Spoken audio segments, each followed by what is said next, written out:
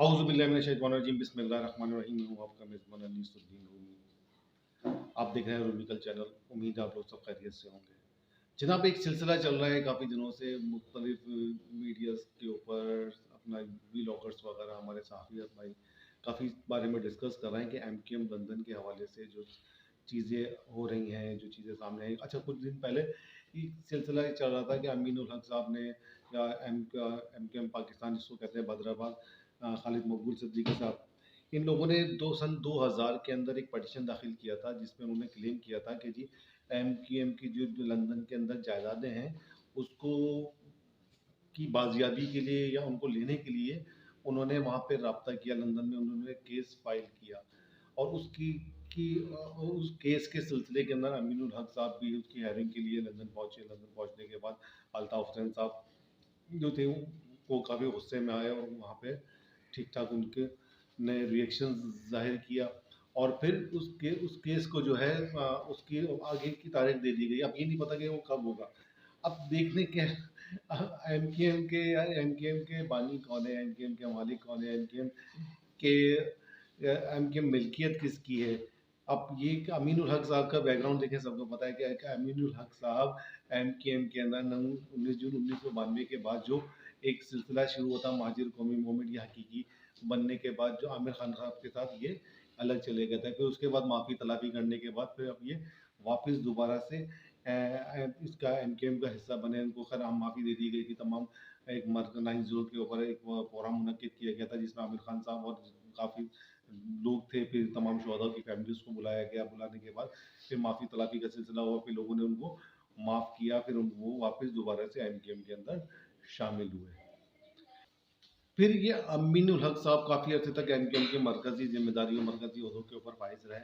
پھر اس کے بعد جب یہ واقعہ ہوتا ہے کہ یہ بانی ایم کیو ایم کے اوپر پابندی عائد کی جاتی ہے, اس کے بعد پھر آپریشنس ہوتا ہے.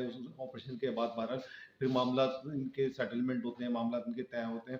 طے ہونے کے بعد معاملات پھر اس کے بعد جو ہے معاملات طے ہونے کے بعد پھر ان کو جو ہے واپس جو گورنمنٹ میں شامل کیا جاتا ہے. پھر آپریشن ختم ہوتا ہے. پھر وزارتوں کا ایک سلسلہ شروع ہوتا ہے. پھر پی ٹی 2018 کے اندر یہ پی ٹی آئی کی گورنمنٹ آتی ہے. اس پی ٹی آئی گورنمنٹ کے اتحادی رہتے ہیں. پھر یہ لوگ پھر وزارتیں لیتے ہیں وہاں سے اپنی 5 یا 6 نشستوں کی عوض عمران خان صاحب کے اتحادی بننے کے بعد پھر وہ وہاں سے وزارتیں لے کے وزارتوں کو انجوائے کر رہے ہوتے ہیں. پھر اچانک یہ کیسے خیال ان کو آ گیا سن 2000 میں کہ یہ لندن پہنچ گئے اسیروں کی, شہیدوں کی. ابھی میں ٹی وی چینلز کے اوپر جو فاروق اختر صاحب کا انٹرویو میں نے دیکھا تھا اس سے پہلے کہ میں تھوڑا دیکھوں تھا وہ کہتے کیا ہے. اچھا, ان کو یہ خیال آیا کہ جی انہوں نے یہ کہا تھا کہ خالد مقبول صدیقی صاحب نے اور امین الحق صاحب نے کہ جی وہ جو جائیدادیں ایم کیو ایم کی ملکیت ہیں لندن کے اندر جو ان کے استعمال میں بانی ہے متحدہ کے پاس ہیں اور وہ ان کے ہیں تو ان کو ہم ریکور کر کے جو ہے یہ بولا گیا تھا خالد مقبول صدیقی کی طرف سے کہ وہ جائیدادیں لے کر ریکور کر کے جو ہے ہم شہداؤں کو, اسیروں کو کی فیملیز کو ایکوموڈیٹ کریں گے, ان کو فیسیلیٹیٹ کریں گے, ان کے ایجوکیشن پہ خرچ کریں گے. وہ ایک عجیب سی سچویشن, عجیب سے معاملات. ہنسی آئی ہے فاروق ستار صاحب کی یہ باتیں سن کے کہ اتنے عرصے سے آپ کو کیسے خیال آ گیا تمام اپنے شہداؤں کو, اسیروں کا کرنے کا.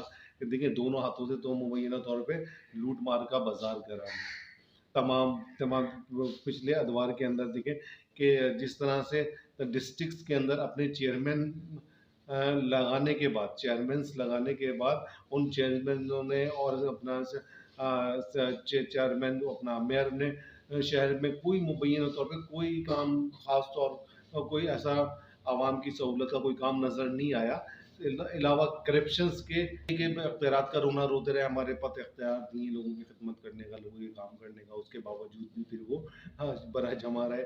اس کے اوپر ایم کیو ایم پاکستان بدرآباد بھی جو ہے وزارت لینے کے باوجود بھی کوئی کام یہ انجام نہیں دے سکی. انہوں نے بہت کراچی کے لوگوں کو, سندھ کے لوگوں کو بہت زیادہ مایوس کیا.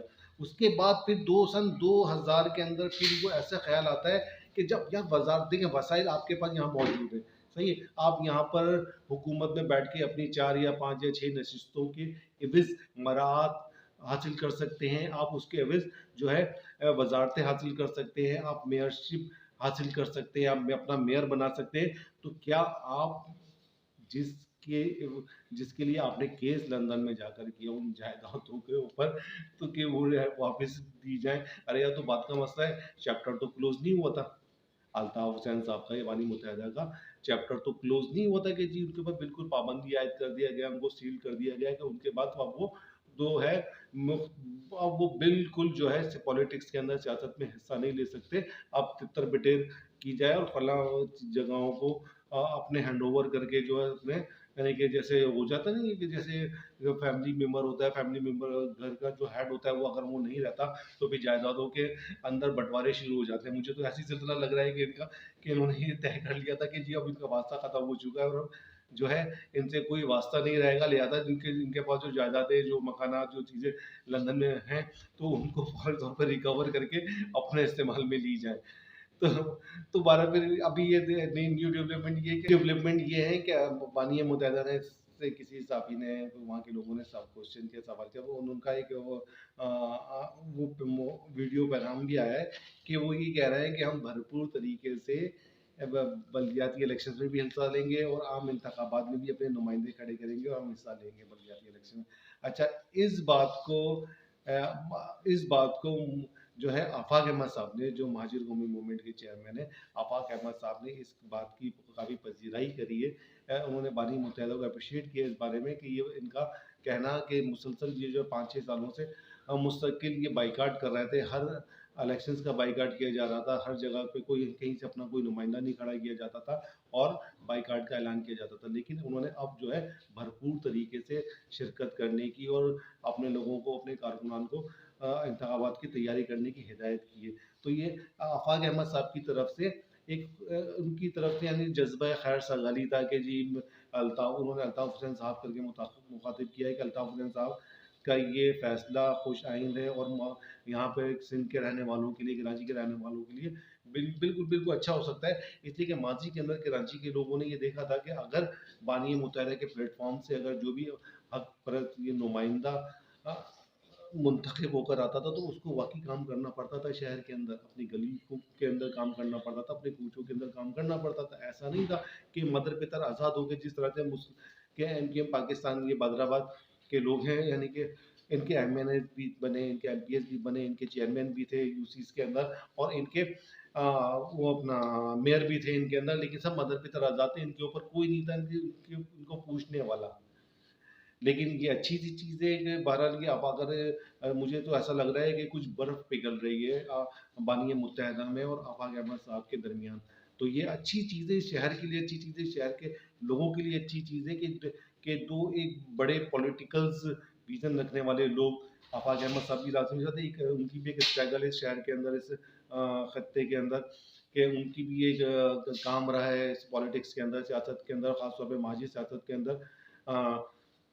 और अल्ताफ़ हुसैन साहब को तो खैर सबके इल्म में ही है, बानी मुत्तहिदा का जो किरदार रहा है, जिस तरह से उन्होंने आवाम के दरमियान रहते हुए अपने आवाम की खिदमत की, अपने लोगों के साथ रहे, अपने लोगों के नुमाइंदे खड़े किए। वो मैं उन चीज़ों से नहीं जा रहा कि जो चीज़ें गलत हुई, जो गलत मामला थे, लेकिन हमारा मसला कराची के रहने वाले मुतवस्सित तबके के लोगों से है, जो उस दौर में वो उनकी रसाई आम काउंसलर तक, आम चेयरमैन तक और आम और उनकी रसाई एमपीए एमएनएस तक रसाई हुआ करती थी, मिनिस्टर तक रसाई हुआ करती थी, लोगों के काम हो जाया करते थे, लोगों के मामला हो जाया करते थे। बड़ी चीज़ों में की तरफ नहीं जाते कि जी कोटा सिस्टम क्यों ख़त्म नहीं किया गया। एक बहुत बड़ा मसला है शहर के लिए, सूबे के लिए, यहाँ पर रहने वाले लोगों के लिए एक बहुत बड़ा मसला कोटा सिस्टम का है, जिसको बाकी ख़त्म होना चाहिए, ताकि यहाँ के लोगों को को नौकरियां देने के बाद जो बचती थी दीगर जगहों पे उनको तकसीम किया जाए। मुझे लगता है कि ये बर्फ